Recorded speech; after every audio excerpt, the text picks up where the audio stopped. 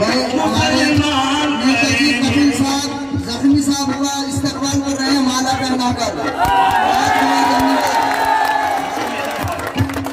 एक दूसरे का हम सभी सम्मान करेंगे, झगड़ाना कभी हिंदू मुसलमान करेंगे।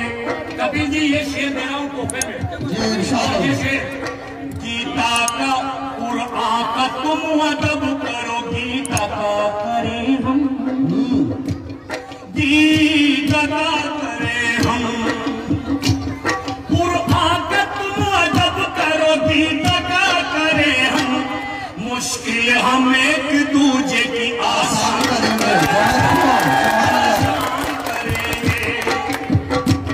मुश्किल हम एक दूजे की आसान करेंगे, आसान करेंगे। और ये शेर इस वतन के लिए, जान से प्यारा है हमें अपना तिरंगा, कि हमें अपना तिरंगा,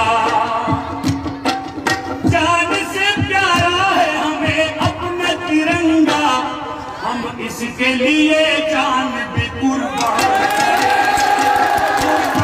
करेंगे, हम इसके लिए जान भी कुर्बान करेंगे, कुर्बान करेंगे।